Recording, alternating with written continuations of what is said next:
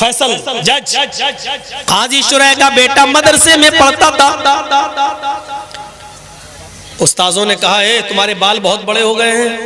आजकल तो पता नहीं कौन कौन से बाल चलने लगे हैं। अब वो एक और बाल चलने लगे हैं, सुअर कट। सुअर कट बाल जानते ना, इधर से कटे हैं, इधर से कटे हैं, इधर सब टकला है, चारों तरफ गोल, बीच में छत्ता मधुमक्खी का रखा हुआ है। इसको हमारे यहाँ कहा जाता है सुअर कट बाल। कौन कौन से बाल चलने लगे, अल्लाह रहम करे। ओ जाने पता नहीं कौन से हिजड़े निकाला होगा ये बाल, उनके नक्शे कदम पे हम चल रहे हैं। कौन सी इधर बाल साफ, देख के कसम खुदा की घिन आती है, अल्लाह इसके पास हम बैठे कैसे हैं।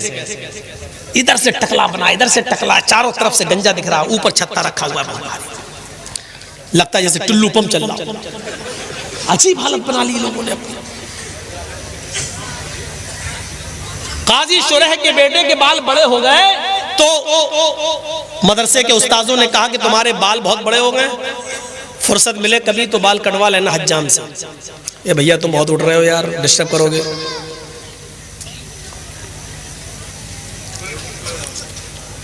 तो बेटे ने कहा ठीक है।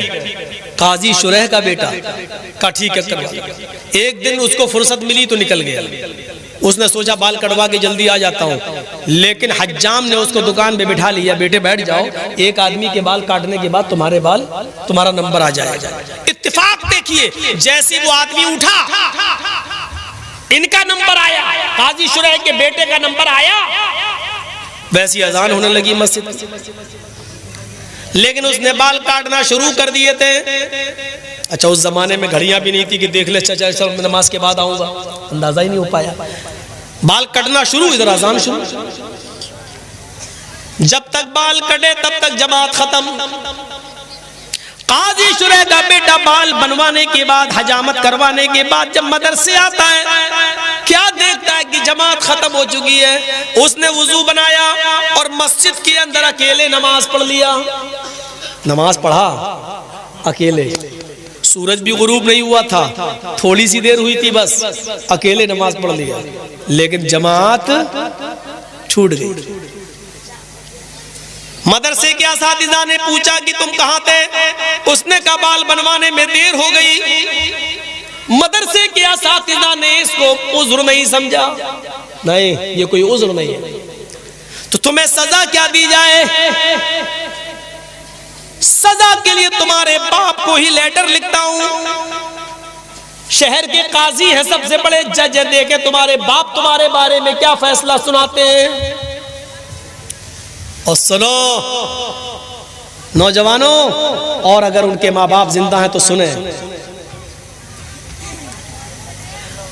मुकदमा हजरत शुरैह की अदालत में आता है, काजी साहब आपके बेटे ने ऐसे वक्त में बाल कटवाए कि असर की अजान होने लगी। आपका बेटा जब बाल बनवाने के बाद मदरसे में आया तो जमात हो चुकी थी, उसने बाद में नमाज पढ़ ली। आप खुद फैसला कीजिए कि जमात छोड़ने की सजा उसको क्या दी जाए। काजी शुरैह ने उस लेटर के पीछे एक फैसला लिख दिया और अपने कासिद, अपने एलची के जरिए एक मोटा डंडा देकर भेजा। मोटा डंडा उस कासिद ने मदरसे के उस्ताद को दे दिया, जो हेड मास्टर था, जो प्रिंसिपल था उसका, उसको दे दिया, लीजिए। और लेटर में सजा लिखी हुई है। खत पढ़ता है मदरसे का प्रिंसिपल, तो उसमें लिखा हुआ है, आए प्रिंसिपल साहब, सदर मुदर्रिस साहब, अमीद मोहतरम, मेरे बेटे ने ऐसे वक्त में बाल कटवाए जिसमें असर की अजान का वक्त करीब था, लिहाजा बज़ाहिर मेरे बेटे का कोई उज़्र नजर नहीं आ रहा है, ये उज़्र शरई नहीं है। उसने जमात तर्क की, अमदन और जानबूझकर तर्क करना माना जाएगा। बाल कटवा रहा फिर भी जानबूझकर तर्क करना माना जाएगा। लिहाजा इस आमदन और जानबूझकर नमाज तर्क करने की सजा मैं ये सुनाता हूं कि जो डंडा मैंने तुम्हें भेजा है, इस डंडे से मेरे बेटे को इतना पीट लो, इतना पीटो कि ये डंडा 3 टुकड़ों में बट जाए, इस डंडे के 3 टुकड़े हो जाए। मोटा डंडा, ये वाला नहीं था पकड़ो एक मारो टूट जाए, मोटा डंडा 3 टुकड़े हो जाए। हाँ, लेकिन जब डंडा 3 टुकड़े हो जाए तब मेरे बेटे को पीटना छोड़ देना। उसके बाद मेरे बेटे की सजा ये होगी कि उसको 3 दिन तक कैद खाने में डाल देना, किसी बंद कमरे में बंद कर देना, उसको खाना बंद कर देना, उसका पानी बंद कर देना और रोजाना तौबा कराना। अगर वो तुम सब के सामने इकरार कर ले कि आज के बाद मैं जमात को कभी कसदन जानबूझकर नहीं छोड़ूंगा, मैं अल्लाह से तौबा करता हूं कि मुझसे गलती हो गई, वो मेरे गुनाह को माफ कर दे, अगर वो इस बात का इकरार कर ले तो 3 दिन के बाद मेरे बेटे को छोड़ देना और उसके बाद मदरसे में उसको पढ़ाना और लिखाना शुरू कर देना। लेकिन अगर 3 दिन भी भूखा प्यासा रहने के बाद भी वो तौबा ना करे और इस बात का इकरार ना करे तो उसको उस कमरे में उस वक्त तक बंद रखना जब तक कि वो भूख और प्यास की शिद्दत से मर न जाए।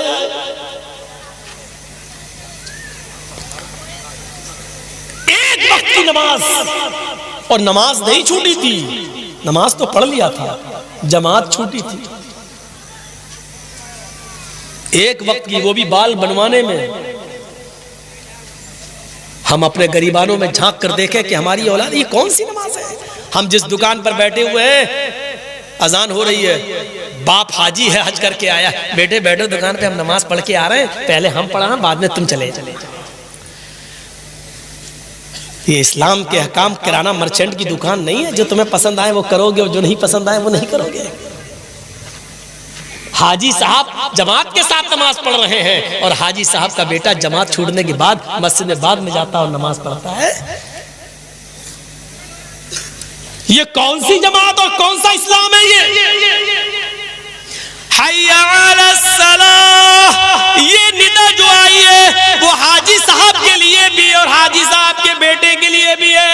ये निदा मौलाना जर्जीस साहब के लिए भी और मौलाना जर्जीस साहब के 11 साल के बेटे के लिए भी है। ये निदा इमाम हरम के लिए भी है और मक्के के रहने वाले लोगों के लिए भी है। यही आवाज हय्या अलस सलाह सऊदिया के बादशाह के लिए भी है और सऊदिया की गलियों में भीख मांगने वाले भिखारियों के लिए भी है। इसी एक वक्त में यही नमाज का वक्त सबके लिए है। सबको एक ही वक्त में मस्जिद में जाना है, एक ही इमाम के पीछे नमाज पढ़ना है, उसी की इब्तिदा में नमाज अदा करना है, एक दूसरे को चिपक कर खड़ा होना है, कदम से कदम मिलाना है, टखने से टखना मिलाना है, कांधे से कांधा मिलाना है, अपने दिलों के कीने और कदूरत और बुग़्ज़ और इनाद को खत्म करना है और एक ही साथ रुकू में जाना है, एक ही साथ सजदे में जाना है और इस बात का ऐलान करना है, एक ही सफ में खड़े हो गए महमूद व अयाज, न कोई बंदा रहा न कोई बंदा नवाज। ये निदा हय्या अलस सलाह की आवाज सबके लिए, अजान की आवाज आती है हय्या अलल फलाह, आओ कामयाबी के लिए। कामयाबी ये बाप के लिए भी है, बेटे के लिए भी है, हाजी साहब के लिए भी है, उसके बेटे के लिए भी है। आओ इसी वक्त में अपनी दुकान बंद करो।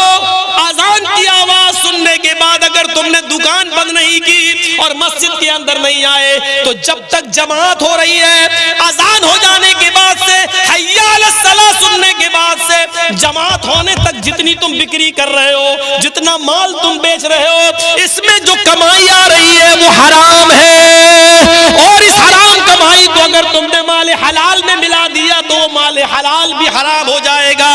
एक बाल्टी पानी में पेशाब का एक कतरा डाल दो तो पूरी बाल्टी पानी नापाक, एक लोटे पानी में पेशाब की एक बूंद डाल दो तो पूरा लोटा पानी बेकार, एक गिलास पानी में, फिल्टर पानी में, पानी की 1 लीटर की मिनरल वाटर के बोतल के अंदर पेशाब की एक बूंद डाल दो तो पूरा फिल्टर और मिनरल वाटर बेकार। उसी तरीके से इतनी देर जो अजान से लेकर जमात तक जो तुमने कमाया है और मस्जिद में नहीं गए, ये हराम कमाई कमाई है, और इस कमाई को अगर तुमने हलाल कमाई के अंदर मिला दिया तो तुम्हारी हलाल कमाई भी हराम, वो भी बेकार।